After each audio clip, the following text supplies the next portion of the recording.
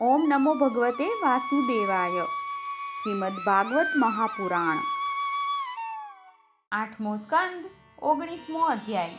ભગવાન વામનની બલિ પાસેથી 3 ચરણ પૃથ્વીની માગણી. બલિએ વચન આપવું અને શુક્રાચાર્યજીએ તેમને વારવા.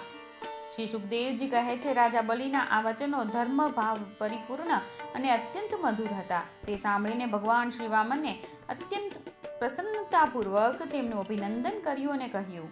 શ્રી ભગવાને કહ્યું, હે રાજન, તમે જે કંઈ કહ્યું તે તમારી કુળ પરંપરાને અનુરૂપ ધર્મ ભાવ પરિપૂર્ણ, યશને વધારનારું અને અત્યંત મધુર છે. અને કેમ ન હોય, કારણ કે તમે પરલોક હિતકારી ધર્મની બાબતમાં ભૃગુપુત્ર શુક્રાચાર્યને પરમ પ્રમાણ માનો છો અને સાથે સાથે પોતાના કુળ વૃદ્ધ પિતામહ પરમ શાંત પ્રહલાદજીની આજ્ઞાનું પણ પાલન કરો છો. તમારી કુળ પરંપરામાં ક્યારેય કોઈ ધૈર્યહીન કે કૃષ્ણ કે કૃપણ પુરુષ થયો જ નથી, અને એવો પણ કોઈ થયો નથી કે જેણે બ્રાહ્મણોને ક્યારેય દાન આપ્યું ન હોય, અથવા જે એકવાર કોઈને કશુંક આપવાની પ્રતિજ્ઞા કર્યા બાદ પાછળથી વચન વિમુખ થયો હોય. દાનના પ્રસંગે યાચકોની માગણી સાંભળીને અને યુદ્ધના પ્રસંગે શત્રુનો પડકાર ઝીલીને તેમના તરફથી મોં ફેરવી લેનારો કોઈ કાયર પણ તમારા વંશમાં થયો નથી, કારણ કે તમારી કુળ પરંપરામાં પ્રહલાદજી પોતાના નિર્મળ યશથી જેમ આકાશમાં ચંદ્ર શોભે તેમ શોભી રહ્યા છે.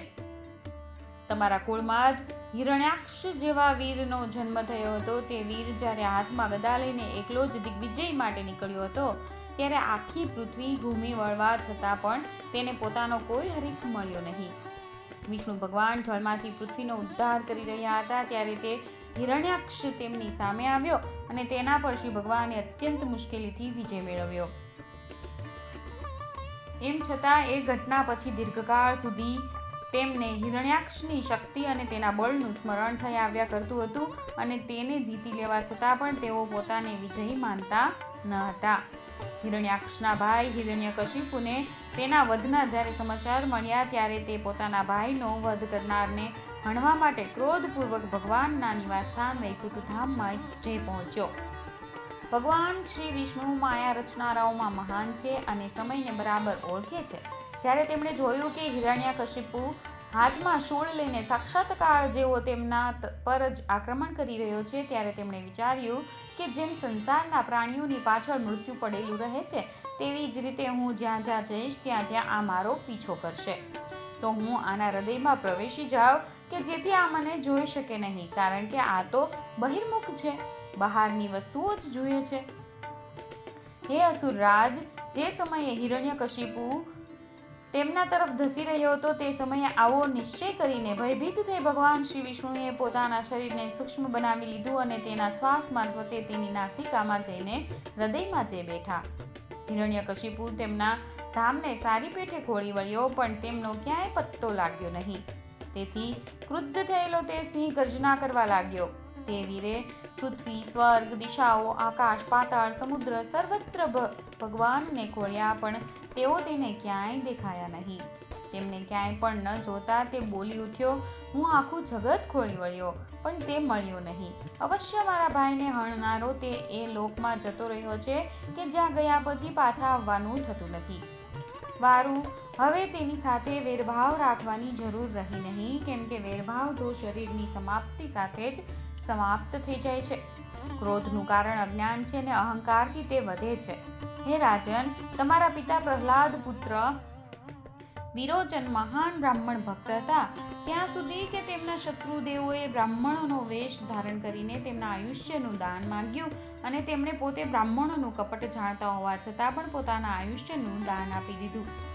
તમે પણ તે જ ધર્મનું આચરણ કરી રહ્યા છો કે જે ધર્મનું પાલન શુક્રાચાર્ય વગેરે ગૃહસ્થ બ્રાહ્મણોએ, તમારા પૂર્વજ પ્રહલાદજીએ તથા બીજા યશસ્વી વીરોએ કર્યું છે. હે દૈત્યરાજ, તમે અભિષ્ટ વસ્તુઓનું દાન કરનારાઓમાં શ્રેષ્ઠ છો. તેથી હું તમારી પાસે થોડીક પૃથ્વી માત્ર પોતાના 3 ચરણ જેટલી માંગુ છું. તમે સઘળા જગતના સ્વામી અને અત્યંત ઉદાર છો, એ બરાબર છે, પરંતુ તેમ છતાં હું તમારી પાસેથી આનાથી વધુ ઈચ્છતો નથી. વિદ્વાન મનુષ્ય માત્ર પોતાની જરૂરિયાત અનુસાર જ દાનનો સ્વીકાર કરવો જોઈએ. એમ કરવાથી તે પ્રતિગ્રહજન્ય પાપમાંથી બચી જાય છે. રાજા બલિએ કહ્યું, હે બ્રાહ્મણ કુમાર, તમારી વાતો તો વૃદ્ધજન સંમત છે, પરંતુ તમારી બુદ્ધિ હજી બાળક જેવી જ છે. હા, હજી તો તમે બાળક જ છો ને, તેથી જ તમે પોતાના સ્વાર્થને સમજતા લાગતા નથી. હું ત્રણેય લોકનો એકમાત્ર સ્વામી છું અને અનેક દ્વીપોનો દાન આપી શકું છું. જે મને પોતાના વચનોથી પ્રસન્ન કરી લે અને પછી મારી પાસેથી માત્ર 3 ચરણ પૃથ્વી માંગે, તેને ભલા શું બુદ્ધિમાન કહી શકાય? હે બટુકજી, જે કોઈ એકવાર કંઈક માંગવા મારી પાસે આવી ગયો, તેને પછી ક્યારેય અન્ય કોઈ પાસેથી કશું માંગવાની જરૂર રહેવી જોઈએ નહીં. તેથી પોતાનું ગુજરાન ચલાવવા માટે તમારે જેટલી ભૂમિની જરૂર હોય તેટલી મારી પાસેથી માંગી લો. શ્રી ભગવાને કહ્યું, હે રાજન, મનુષ્ય જો પોતાની ઇન્દ્રિયોને વશ રાખનારો સંતુષ્ટ ન હોય તો સંસારના તમામ પ્રિય વિષયો પણ તે મનુષ્યની કામનાઓને પૂરી કરવાને સમર્થ થતા નથી. જે 3 ચરણ પૃથ્વી મેળવીને સંતુષ્ટ થાય નહીં, તેને 9 ખંડમાંથી એક દ્વીપ આપવામાં આવે તો પણ તે સંતુષ્ટ થશે નહીં, કારણ કે તેના મનમાં 7 દ્વીપ મેળવવાની કામના કાયમ રહેશે. મેં સાંભળ્યું છે કે પૃથુ, ગય વગેરે રાજાઓ 7 દ્વીપોના અધિપતિ હતા, પરંતુ તેટલી ધન સંપત્તિ તથા ભોગ સામગ્રીઓ તેમને પ્રાપ્ત હોવા છતાં તેઓ તૃષ્ણાનો પાર પામી શક્યા ન હતા. જે કંઈ પ્રારબ્ધ અનુસાર પ્રાપ્ત થાય તેનાથી જ સંતુષ્ટ રહેનારો મનુષ્ય પોતાનું જીવન સુખપૂર્વક વ્યતીત કરે છે, પરંતુ પોતાની ઇન્દ્રિયોને વશ નહીં રાખનારો ત્રણેય લોકનું રાજ્ય મેળવવા છતાં પણ દુઃખી જ રહે છે, કારણ કે તેના અંતઃકરણમાં અસંતોષની આગ ભભૂકતી રહે છે. ધન સંપત્તિ અને ભોગોથી સંતોષ ન થવો એ જ જીવ માટે જન્મ મૃત્યુના ચક્રાવામાં પડવાનું કારણ છે, જ્યારે જે કંઈ પ્રાપ્ત થાય તેનાથી જ સંતોષ થવો એ મુક્તિનું કારણ છે. જે બ્રાહ્મણ આપોઆપ આવી મળેલી વસ્તુથી જ સંતુષ્ટ થઈ રહે છે, તેના તેજની વૃદ્ધિ થાય છે, જ્યારે તેના અસંતુષ્ટ થઈ રહેવાથી તેનું તેજ એવી જ રીતે શમી જાય છે કે જેમ પાણીથી અગ્નિ શમી જાય છે. એ તો નિસંદેહ છે કે તમે અભિષ્ટ વસ્તુઓનું દાન કરનારાઓમાં શ્રેષ્ઠ છો. તેથી હું તમારી પાસેથી માત્ર 3 ચરણ ભૂમિ જ માંગુ છું, એટલાથી જ મારું કાર્ય સિદ્ધ થશે. ધન એટલું જ સંઘરવું જોઈએ કે જેટલાની જરૂર હોય.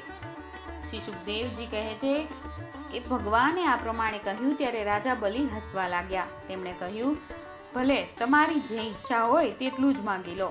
આ પ્રમાણે કહીને બલિએ વામન ભગવાનને 3 ચરણ પૃથ્વી આપવાનો સંકલ્પ કરવા માટે જળપાત્ર હાથમાં લીધું. શુક્રાચાર્યજી બધું જ જાણતા હતા અને તેમનાથી ભગવાનની આ લીલા પણ અજાણી ન હતી. તેમણે રાજા બલિને પૃથ્વીનું દાન કરવા તત્પર થયેલા જોઈને તેમને આ પ્રમાણે કહ્યું. શુક્રાચાર્યજીએ કહ્યું, અરે વિરોચન પુત્ર, આ તો સ્વયં અવિનાશી ભગવાન વિષ્ણુ જ છે. દેવોનું કાર્ય સિદ્ધ કરવા માટે કશ્યપ પત્ની અદિતિના ગર્ભથી અવતર્યા છે. એ તમારું સર્વ કાંઈ પડાવી લેશે. એ અનર્થને નહીં જાણતા તમે એમને દાન આપવા વચન આપી ચૂક્યા છો. આમાં તો દૈત્યો પરનું મોટું સંકટ જ દેખાય છે. આને હું વાજબી માનતો નથી. સ્વયં ભગવાન જ પોતાની યોગ માયાથી આ બ્રહ્મચારી વેશે આવ્યા છે અને એ તમારું રાજ્ય, ઐશ્વર્ય, લક્ષ્મી, તેજ અને વિશ્વવિખ્યાત કીર્તિ સર્વ કાંઈ તમારી પાસેથી પડાવી લઈને ઇન્દ્રને આપી દેશે. આ વિશ્વરૂપ છે, 3 ચરણમાં તો આ બધા લોકોને આપી લેશે. અરે મૂઢ, જો તમે પોતાનું સર્વસ્વ વિષ્ણુને આપી દેશો તો તમારો જીવન નિર્વાહ કેવી રીતે થશે? આ વિશ્વવ્યાપી ભગવાન એક ચરણમાં પૃથ્વીને અને બીજા ચરણમાં સ્વર્ગને ઓળંગી લેશે. એમના વિરાટ શરીરથી આકાશ ભરાઈ જશે. ત્યારે આ પોતાનું 3જું ચરણ ક્યાં મૂકશે?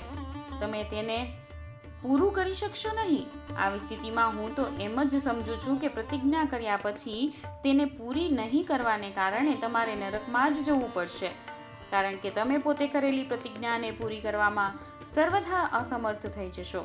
વિદ્વાનો એવા દાનની પ્રશંસા કરતા નથી કે જે દાન આપ્યા પછી જીવન નિર્વાહ માટે કશું બચે જ નહીં. જેનો જીવન નિર્વાહ બરાબર થતો રહે છે તે જ આ સંસારમાં દાન, યજ્ઞ, તપ અને પરોપકારના કર્મ કરી શકે છે.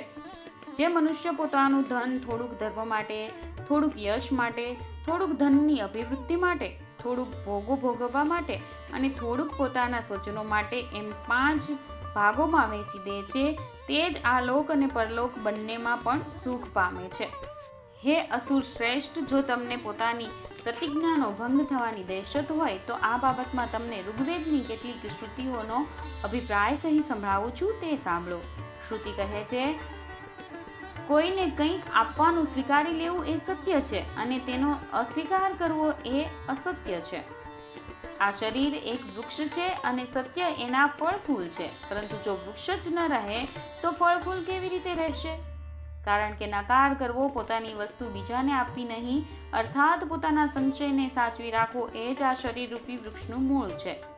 જેમ મૂળ જ ન રહેતા વૃક્ષ સુકાઈ જાય છે અને થોડા જ દિવસોમાં પડી જાય છે, તેવી જ રીતે જો ધન આપવાનો નકાર કરવામાં આવે તો આ જીવન સુકાઈ જાય છે, એમાં સંદેહ નથી. હા, હું આપીશ એ વાક્ય જ ધનને દૂર કરી દે છે, તેથી એમ બોલવું એ જ ધનથી આપણને વંચિત કરી દેનારું છે. એ જ કારણે જે મનુષ્ય હા હું આપીશ એવું કહે તે ધન રહિત થઈ જાય છે. જે મનુષ્ય યાચકને બધું જ આપી દેવાનું સ્વીકારી લે છે, તે પોતાને માટે ભોગની કોઈ વસ્તુ રાખી શકતો નથી. આનાથી ઉલટું ના હું નહીં આપું એમ નકાર કરી દેવો એ અસત્ય છે, પણ તે પોતાના ધનને સુરક્ષિત રાખે છે તથા પરિપૂર્ણ રાખે છે. પરંતુ આવું હંમેશા ન કરવું જોઈએ. જે સૌની સાથે બધી વસ્તુઓ આપવાનો નકાર કરતો રહે છે તેની અપકીર્તિ થઈ જાય છે. તે જીવતો હોવા છતાં પણ મરેલા જેવો જ છે. સ્ત્રીઓને પ્રસન્ન કરવા માટે મજાક મશ્કરીમાં, લગ્ન બાબતમાં, કન્યા વગેરેની પ્રશંસા કરતી વખતે પોતાની આજીવિકાને જાળવી રાખવા માટે પ્રાણ ચાલ્યા જાય તેવી આફત આવી પડે ત્યારે ગાયો અને બ્રાહ્મણોની ભલાઈ માટે તથા કોઈને મોતમાંથી ઉગારી લેવા માટે જો અસત્ય બોલવામાં આવે તો પણ તે નિંદનીય નથી. 8મા સ્કંદ અંતર્ગત વામન પ્રાદુર્ભાવમાંનો 19મો અધ્યાય સમાપ્ત.